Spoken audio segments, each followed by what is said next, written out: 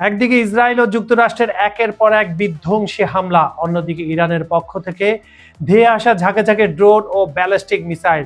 সবাই ভেবেছিল টানা আঘাতে ইরানের মেরুদণ্ড ভেঙে গেছে, কিন্তু খোদ ইসরায়েলি সেনাবাহিনী এখন বলছে একেবারে ভিন্ন কথা। ইরানের হাতে নাকি এখনো রয়েছে এমন সব মরণাস্ত্র যা পুরো অঞ্চলের মানচিত্র বদলে দিতে পারে। আসসালামু আলাইকুম বন্ধুরা, খবর সংযোগের বিশ্লেষণমূলক অনুষ্ঠানে আমরা আজ বিশ্লেষণ করব ইরান কি আসলেই পরাজয় দ্বারপ্রান্তে, নাকি তারা তৈরি হচ্ছে এক দীর্ঘমেয়াদী মহাযুদ্ধের জন্য। কেন আমেরিকা বলছে চীন রাশিয়া কোনো ফ্যাক্টর নয়, জানতে ভিডিওটি শেষ পর্যন্ত দেখুন, কারণ চীন রাশিয়া এখানে একটা ফ্যাক্টর।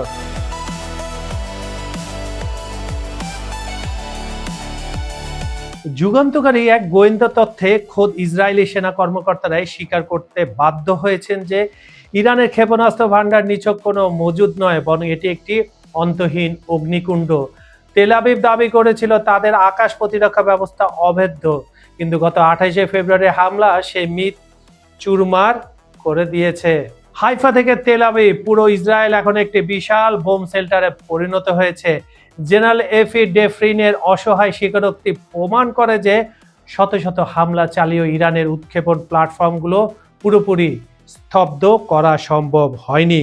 ইসরায়েলি আয়রন ডোম যখন ড্রোন আর মিসাইল ঠেকাতে হিমশিম খাচ্ছে, তখন ইরান বুঝিয়ে দিচ্ছে যে তাদের উল্লেখযোগ্য সক্ষমতা কেবল শুরু মাত্র, আসল ধ্বংসলীলা এখনো বাকি।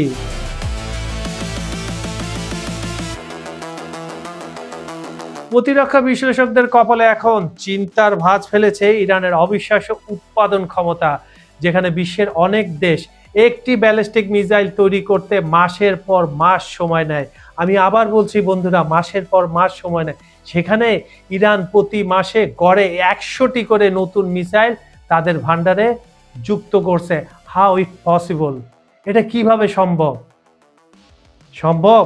কারণ তাদের ইচ্ছা, তারা বীরের জাতি, এবং সঙ্গে রয়েছে ভ্লাদিমির পুতিন ও শি জিনপিংয়ের অফুরন্ত সাহায্য, যেগুলা সাদা চোখে দেখা যায় না।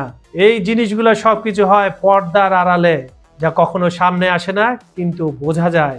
চীন সেই খেলাটা খেলে, রাশিয়া সেই চালটা দেয়, আর ফ্রন্টে খেলছে ইরান। অর্থাৎ ইসরায়েল বা যুক্তরাষ্ট্র যতগুলো লক্ষ্যবস্তু ধ্বংস করছে, তার চেয়ে দ্রুত গতিতে তেহরান নতুন সমরাস্ত্র মোতায়েন করছে। এটি কেবল একটি যুদ্ধ নয়, এটি একটি গাণিতিক চ্যালেঞ্জ হয়ে দাঁড়িয়েছে পশ্চিমের জন্য। ইরানের এই রাইফেল ছাড়া গুলির মতো অফুরন্ত ভান্ডার ইঙ্গিত দিচ্ছে যে তারা একটি কয়েক দশকের দীর্ঘমেয়াদী যুদ্ধের জন্য মানসিকভাবে এবং কৌশলগতভাবে সম্পূর্ণ প্রস্তুত।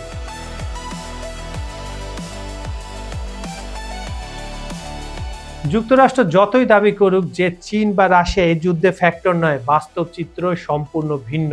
ওয়াশিংটন এখন মরিয়া হয়ে ইরানের পারমাণবিক কর্মসূচি রুখতে চাইছে, কারণ তারা জানে একবার, আমি আবার বলছি, একবার পারমাণবিক ছাতার নিচে চলে গেলে ইরানকে স্পর্শ করার সাহস কারো হবে না। মার্কিন প্রতিরক্ষা মন্ত্রী পিট হেগসেথের আস্ফালন আসলে তাদের অভ্যন্তরীণ ভয়েরই একটা বাইরে প্রতিফলন করছে। তারা যে কত টেনশনে আছে তাদের প্রেস ব্রিফিং এর সময় বোঝা যায়। এক এক সময় এক এক কথা বলে, ট্রাম্প এক কথা বলে, তার জেনারেলরা এক কথা বলে, তার মন্ত্রীরা আরেক কথা বলে। এদিকে ইরানি জেনারেলদের বলিদান আর জাতীয় মর্যাদা প্রশ্নে ইরান এখন এতটাই আপোষহীন যে তারা প্রয়োজনে পুরো মধ্যপ্রাচ্যে মার্কিন স্বাস্থ্য সংশ্লিষ্ট ঘাঁটিগুলো তছনছ করে দিতে মোটেও দ্বিধা করছে না। এই লড়াই এখন কেবল ভূখণ্ড রক্ষা নয়, বরং আধিপত্যের ভারসাম্য বদলে দেওয়ার চূড়ান্ত সংগ্রাম, যেটা মনে মনে পুতিন সবসময় চেয়ে আসছিল। এদিকে আলোচনা সব পথ বন্ধ করে দিয়েছে তেহরান। সর্বোচ্চ নেতা আয়াতুল্লাহ খামেনির জ্যেষ্ঠ সহকারী মোহাম্মদ মোহবার স্পষ্ট জানিয়ে দিয়েছেন যুক্তরাষ্ট্রের উপর তাদের কোনো আস্থা নেই। তিনি সরাসরি হুঁশিয়ারি দিয়ে বলেছেন, ইরান চাইলে যতদিন ইচ্ছা এই যুদ্ধ চালিয়ে যেতে সক্ষম। আপনার কি মনে হয় একটি দেশ কি আধুনিক প্রযুক্তির পরাশক্তিদের বিরুদ্ধে দীর্ঘ সময় টিকে থাকতে পারবে? ইসরায়েলি অর্থনীতিবিদ শির হেবারের মতে এই যুদ্ধ এখন ইসরায়েলের জন্য এক বিশাল বোঝা হয়ে দাঁড়িয়েছে। 2025 সাল নাগাদ ইসরায়েলের যুদ্ধে ব্যয় $55 বিলিয়ন পৌঁছাতে পারে, যা তাদের অর্থনীতিকে ধসিয়ে দেওয়ার জন্য যথেষ্ট। আরব দেশগুলোর মার্কিন ঘাঁটিতে ইরানের হামলা কোনো লক্ষ্যভ্রষ্ট ঘটনা কিন্তু নয়, বরং এটি তেহরানের একটি সুদূর প্রসারী সামরিক কৌশল, দাবার বোর্ডে তুরুপের একটা চাল। ইরান ভালো করেই জানে ইসরায়েলের দিকে ধেয়ে আসা ক্ষেপণাস্ত্রগুলো জর্ডান বা সৌদি আরবের আকাশ সীমায় বাধাগ্রস্ত হচ্ছে। আমরা বলেছিলাম আগে যে ইরান যখন তেহরান থেকে একটা ক্ষেপণাস্ত্র ছাড়ে তখন 5টা-6টা লেয়ার পার হয়ে তারপর ইসরায়েল বা মার্কিন ঘাঁটিগুলোতে যে পড়ে, এই লেয়ারগুলো হচ্ছে জর্ডান, আমিরাত, এগুলোর ইন্টারসেপ্ট যে করে এটার কথা। এটাকে কিভাবে তারা ভাঙছে শুনুন বন্ধুরা, একটু শুনুন আপনারা।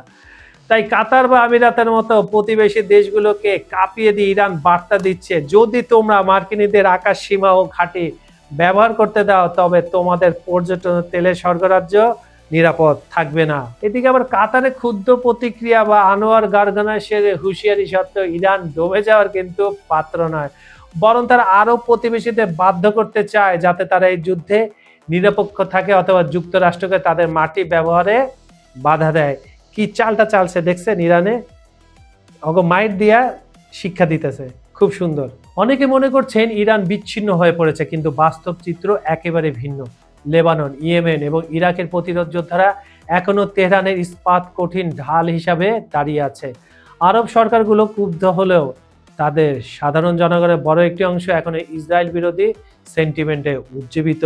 ইরানের জনসমর্থনকে পুঁজি করছে। মুখবার যখন বলেন যতদিন ইচ্ছা যুদ্ধ চলবে, তখন তিনি আসলে ইঙ্গিত দিচ্ছেন যে ইরান শুধু নিজের শক্তি নয়, বরং পুরো মধ্যপ্রাচ্যে জুড়ে ছড়িয়ে থাকা তাদের অক্ষ শক্তির মাধ্যমে ওয়াশিংটন ও তেল আবিবকে ক্লান্ত করে ছাড়বে।